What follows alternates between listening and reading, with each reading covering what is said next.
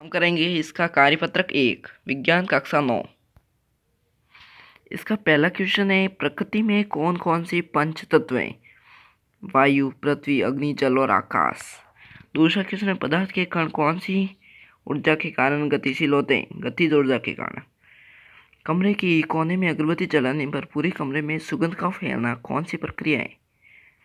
विसरण प्रक्रिया। पदार्थ अत्यंत छोटे छोटे कणों से मिलकर बना होता है। पदार्थ अत्यंत छोटे छोटे कणों से मिलकर बना होता है। अवसादन से आप क्या समझते हैं? किसी तरह से उपस्थित कणों का जमीन पर आकर बैठ जाना अवसादन कहलाता है।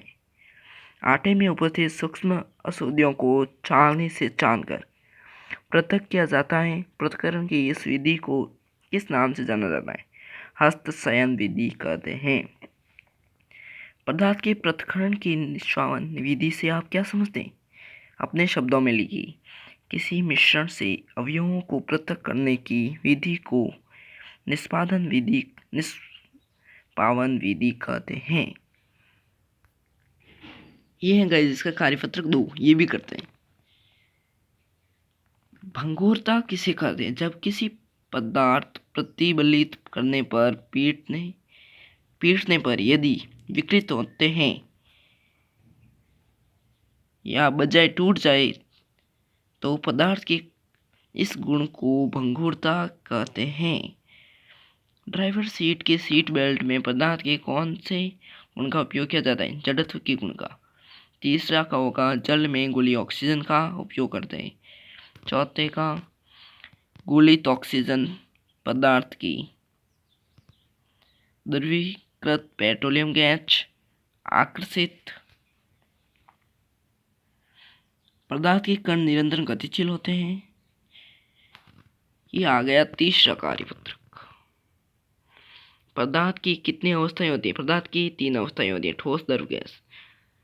दूसरे का होगा, हम देख सकते हैं कि इन सभी का एक निश्चित आकार होता है।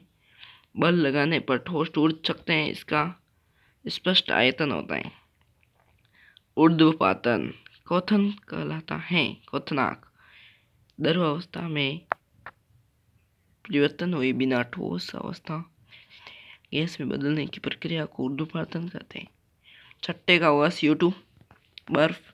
साथ का वायु में इसकी उष्मा को स्थानांतरण हो जाता है। ये देख सकते हैं आप। एक बार आप फिर से देख लो। ये दूसरा कार्यपत्रक। अगले वीडियो में हम कार्यपत्रक 4 कार्यपत्रक 5 करेंगे।